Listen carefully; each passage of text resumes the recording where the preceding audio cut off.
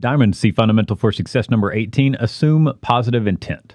Work from the assumption that people are good, fair, and honest, and that the intent behind their actions is positive.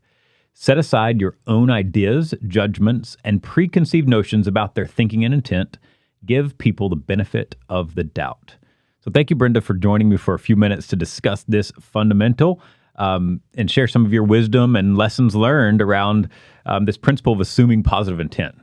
I know that I'm guessing that with a career in HR and doing your best to take care of people and deal with people's situations, that you've probably got many stories to tell. Thousands. So we can kind of jump in there. From your view and experience in working to make people successful, can you tell us kind of how have you seen this principle of assuming positive intent impact a person's growth and success, or on the contrary, and be a detriment to their progress? Absolutely. And it's a pleasure to be here. So thank you. We can look at it many ways, all the way from the organization. I love this fundamental because it can actually shape your culture. Absolutely. Right? Are you going to be a culture of punitive where you're like, you're not following the rules, you're done, goodbye? Or are you truly a culture where you want to make people grow? And how do you do that? You do that by assuming positive intention. Many ways to do it. Right. Absolutely. Right. But as a person, it helps me grow. It helps me be successful. As a leader, it helps me find that human connection. Yeah. Seek through understanding. All kinds of wonderful things that this fundamental can help you with. Right. So, yes, it can help as a person. Yeah.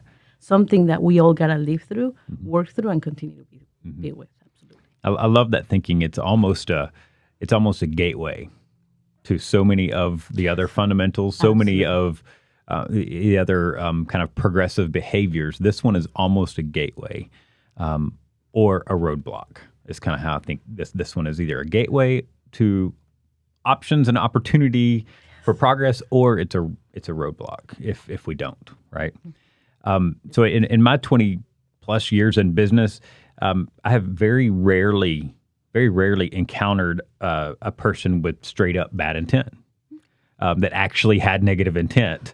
I very rarely encountered that kind of situation, with a few rare exceptions along the way.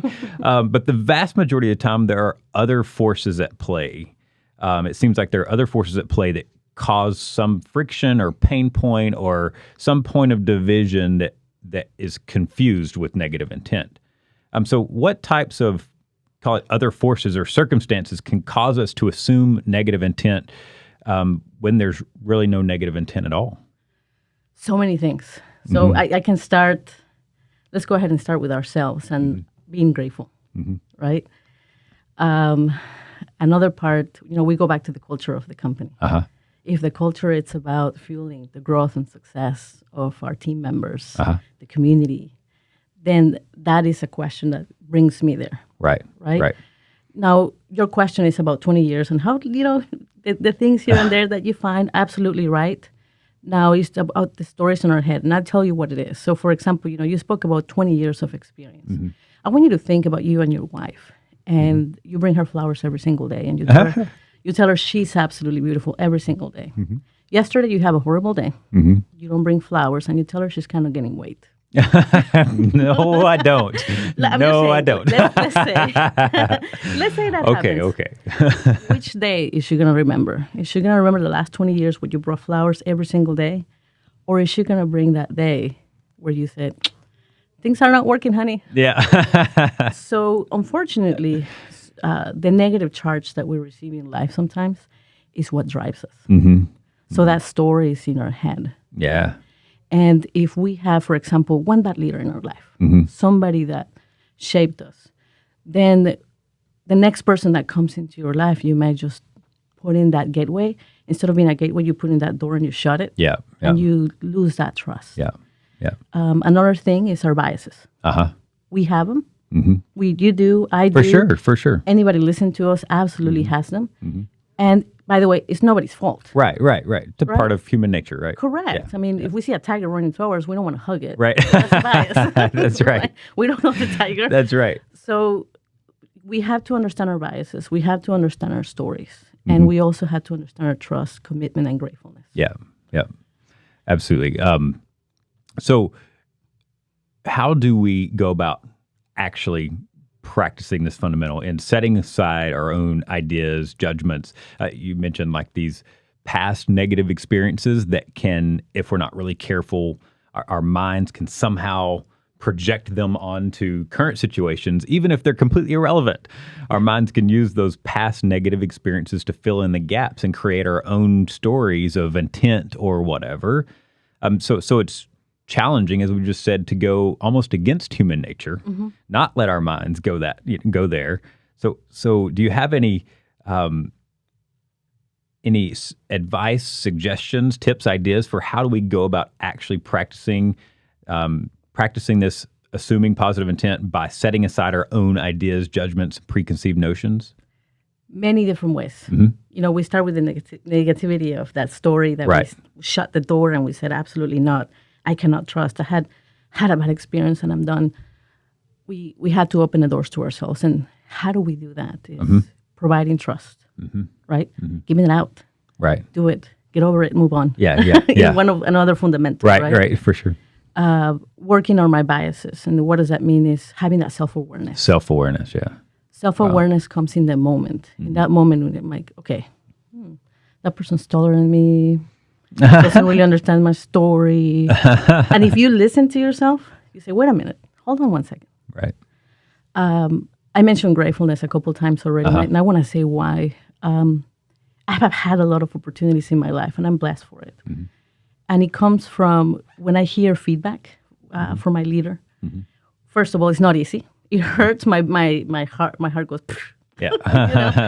and I'm sad, and I start listening to myself. They don't understand. They have no idea what I'm talking about, et cetera, right? But instead, what if we look at the intent of saying, they're talking to me because they know that I can be better, and they're giving an opportunity to change my time. For sure. On the other side, when you have the opportunity to lead people, which is a blessing as well, Absolutely. is seeking human understanding, right? Somebody's late, and right away you're thinking, this person's not going to make it, they're late.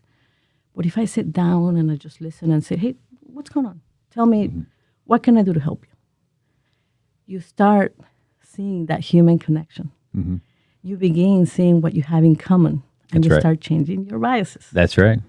Right? That's right. How else can you change it?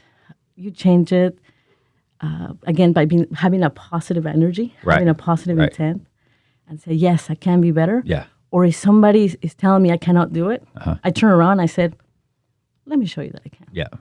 Absolutely.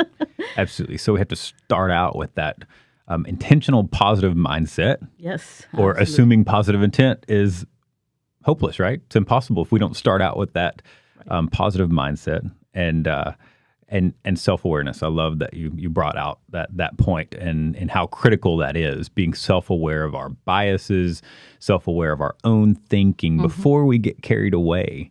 Right. And I don't know that there's any easy button or magic solution to that besides just being intentional and working at it. Working at it and work. You mentioned it so far. I work on it every single day. Yeah. Even though I can hear myself talking. Right. I say, okay, let's talk with each other. Don't let your ego get in the way. Absolutely. Right? It's because we're never going to be perfect. We work on it every single day.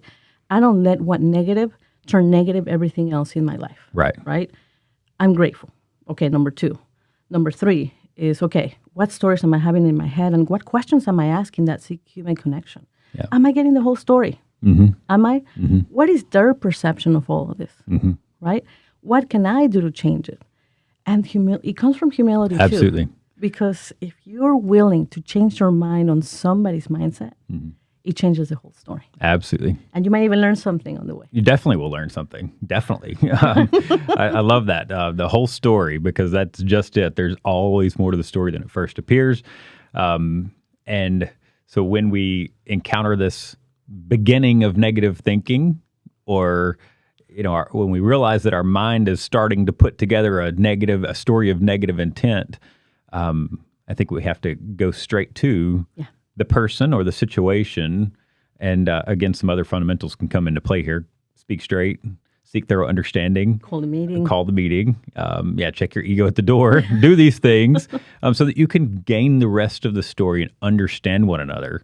And that builds human connection. And so that kind of takes us full circle back to where we started in saying that this fundamental, assuming positive intent, is a gateway fundamental to the success of so many others that we've just rattled off. Exactly. And be relentless. Yeah, be relentless about progress. Relentless about this, Yeah. Yes, this person can be better. Yes, I can change their life.